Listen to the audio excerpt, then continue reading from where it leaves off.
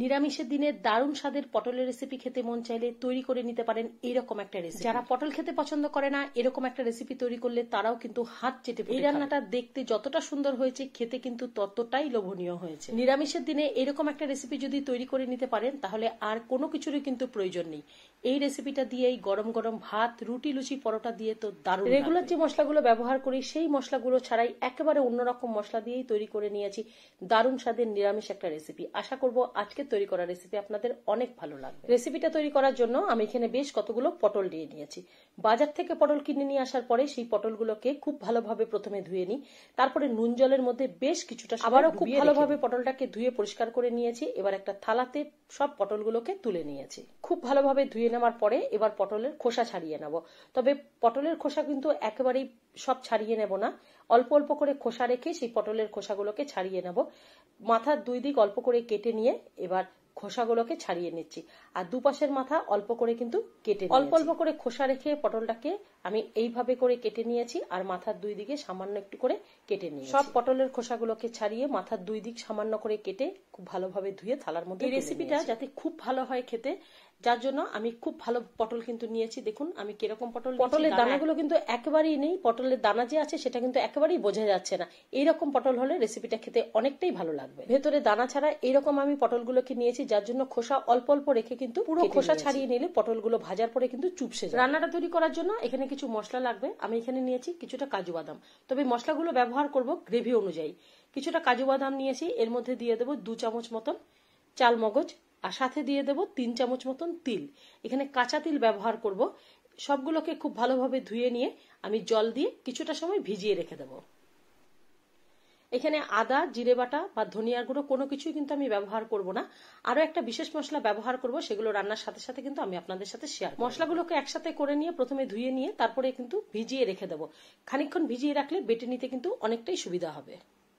এই মশলার সাথে আমি ব্যবহার করব স্বাদ অনুযায়ী কাঁচা লঙ্কা, আর সাথে দেব এলাচ, দারচিনি। পরিমাণ মতন এলাচ, দারচিনি একসাথে দিয়ে খুব ভালোভাবে একটা পেস্ট তৈরি করে মশলাটাকে একদিকে ভিজিয়ে রেখে এবার কেটে নেওয়া পটলের উপরে নুন মাখিয়ে রাখবো। তবে হলুদ কিন্তু ব্যবহার করব না। পরিমাণ মতন করে নুন মাখিয়ে বেশ কিছুটা সময় কিন্তু এই রান্নাতে গ্রেভিটা একটু ঘন হলে খেতে ভালো লাগবে। একটু তেল বেরিয়ে আসবে আর একটু ঘন ঘন মতন গ্রেভিটা হবে, তাহলেই কিন্তু রুটি, লুচি, পরোটা বা ভাত দিয়ে কিন্তু খেতে ভালো লাগবে। ফ্রাইড রাইস বা পোলাওর সাথেও কিন্তু এই পটলের রেসিপিটা গ্রেভিটা যাতে ঘন হয় সেই জন্য আপনারা সেই বুঝেই কিন্তু মশলাটা ব্যবহার করবেন। আজকের এই রান্নাটা তৈরি করব সাদা তেলে। এবার কড়াই বসিয়ে তার মধ্যে দিয়ে দিলাম সাদা তেল। পরিমাণ মতন করে তেল দিয়ে দেবো। তেলটা গরম হয়ে গেলে পটল ভেজে নেব। তবে সব পটলগুলোকে কিন্তু একসাথে ভাজবো না। নুন দিয়ে কিছুটা সময় মেখে রাখার পরে পটলগুলোকে রেখে দিয়েছিলাম। তারপরে 2-4টে করে পটল কড়াইতে দিয়ে গ্যাস অল্প করে পটল কড়াইতে দিয়েছি। এবার গ্যাস মিডিয়াম আঁচ করে একটু ঢাকা দিয়ে পটলটাকে ভেজে নেব। আঁচ কমিয়ে পটলটাকে যদি ভেজে নেওয়া যায় তাহলে পটল কিন্তু কালো হবে না, আর তেল কিন্তু খুব পরিষ্কার থাকবে। এইভাবে অল্প অল্প করে আমি পটলগুলোকে ভেজে নেব। আমি রান্নার পর আপনাদের দেখাবো যে কড়াইয়ের তেল কিন্তু আমার একেবারেই কালো হয়নি, আর পটলগুলোকে খুব ভালো করে কিন্তু ভেজে নিতে হবে, তাহলে এই রান্নাটা খেতে কিন্তু অনেকটাই ভালো লাগবে। একটু সময় নিয়ে এই পটলগুলোকে খুব ভালো করে কিন্তু ভেজে নিয়েছি। খুব ভালো করে পটল ভাজা হলে সেই ভালো করে পটল অনেকটাই ভেজে নেওয়ার পরে আমি বাটিতে পুরোটাই তেল তুলে নিয়েছি। দেখুন পটলের তেল, ভাজা তেল কিন্তু একেবারেই কিন্তু কালো হয়নি। আর পুরো তেল আমি ব্যবহার করব না, অর্ধেক তেল এখানে দিয়ে দিলাম। তার মধ্যে দিয়ে দেবো আমি 2 চামচ মতন ঘি। আপনাদের যদি মনে হয় যে এই তেল বাদে আপনারা পুরোটাই ঘিয়ে তৈরি করে নিতে পারেন। তেলের মধ্যে পটলটা ভেজে তারপরে গ্রেভিটা আপনারা ঘিও তৈরি করে নিতে পারেন, তাহলে দারুণ লাগবে। আমি 2 চামচ মতন ঘি দিয়ে দিলাম। এবার এর মধ্যে দিয়ে নেব মশলাটা যে পেস্ট করে নিয়েছি সেটা, চালমগজ, তিল আর কাজু বাদাম। তার সাথে দিয়েছি স্বাদ অনুযায়ী কাঁচা লঙ্কা, আর দিয়েছি এলাচ, দারচিনি। খুব ভালো একটা পেস্ট তৈরি করে নিয়েছি।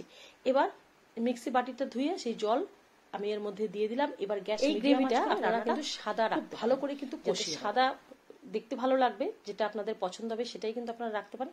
কিন্তু আমি এখানে সাদা রাখিনি, কালারটা যাতে দেখতে ভালো লাগে সেজন্য এর মধ্যে দিয়ে দেবো আমি হলুদ আর সামান্য একটু কাশ্মীরি রেড চিলি পাউডার। তবে হলুদ আর কাশ্মীরি রেড চিলি পাউডার, নুন আর মিষ্টি এখন ব্যবহার করব না, পরে আমি ব্যবহার করব নুন মিষ্টি। হলুদ আর কাশ্মীরি রেড চিলি পাউডার দিয়ে মশলাটাকে গ্যাসটা কমিয়ে দিয়ে খুব ভালোভাবে কিন্তু মশলাটাকে আমি কষিয়ে নেব, যাতে মশলা থেকে তেল ছেড়ে আসে। যতটা মশলা আপনারা কষিয়ে নেবেন এই রেসিপিটা খেতে কিন্তু ততটাই কিন্তু লোভনীয় হবে।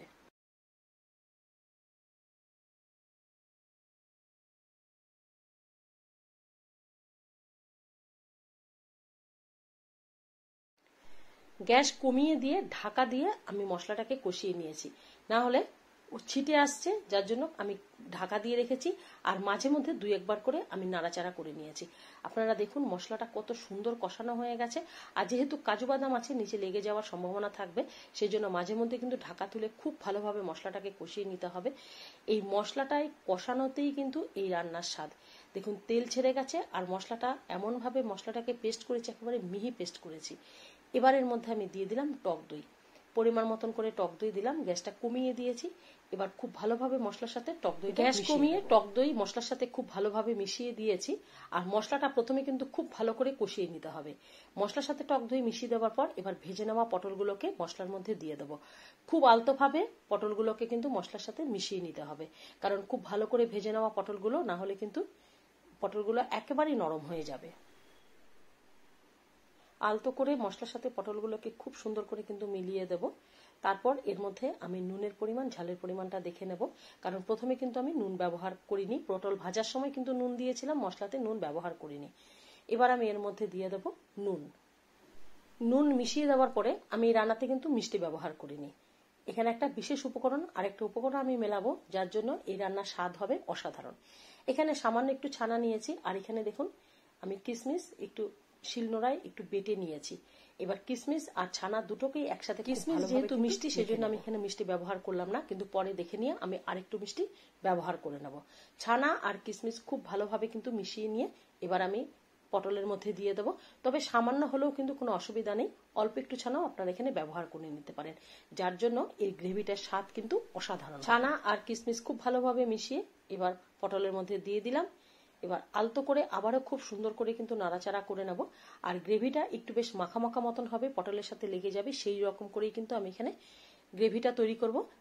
সেই জন্য আমি এখানে আরেকটু জল দেব, কারণ একটু সময় আরেকটু ফুটিয়ে নেব। খুব বেশি সময় কিন্তু এখানে আর রান্না করব না, কারণ পটল কিন্তু রীতিমতন পটল এখানে সেদ্ধ করা আছে।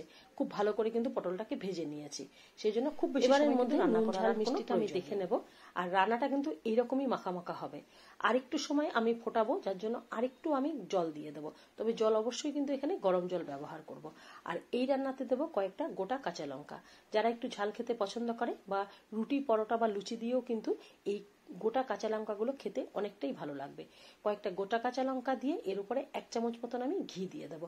তারপর গ্যাসটা কমিয়ে দিয়ে একটুখানি সময় এই মশলা দিয়ে যে পটলের এই রেসিপিটা আমি তৈরি করেছি না, এতটাই লোভনীয় হয়েছিল যে এই রেসিপিটা যেদিন আমি তৈরি করেছি আর কোনো কিছুরই কিন্তু আমার প্রয়োজন হয়নি। এইরকম একটা রেসিপি দিয়ে পুরো ভাত, রুটি, লুচি, পরোটা দিয়ে কিন্তু দারুণ লেগেছিল খেতে। পরিবারের সবাই ভীষণ সামান্য একটু ঘি দিয়ে ঢাকা দিয়ে একটু সময় রান্না করে নিয়েছি। আপনারা যেদিন রান্না করবেন সেদিন বুঝতে পারবেন এর স্বাদ আর ঘ্রাণ কতটা। রান্না শেষে ঢাকা তুলে আপনাদেরকে দেখাচ্ছি, দেখুন পটলের এই রেসিপিটা কতটা লোভনীয় হয়েছে। এরকম একটা রেসিপি কিন্তু মাছ মাংসকেও কিন্তু হার মানাবে। যেদিন আপনার বাড়িতে তৈরি করবেন আর অন্য কোনো কিছুরই কিন্তু প্রয়োজন হবে না। এরকম নিরামিষ রান্নার পদ্ধতি যদি আপনাদের ভালো লেগে থাকে তাহলে অবশ্যই বাড়িতে তৈরি করবেন। আর ভালো লাগলে লাইক করবেন, শেয়ার করবেন, কমেন্ট করবেন আর আমার চ্যানেলটিকে সাবস্ক্রাইব করবেন।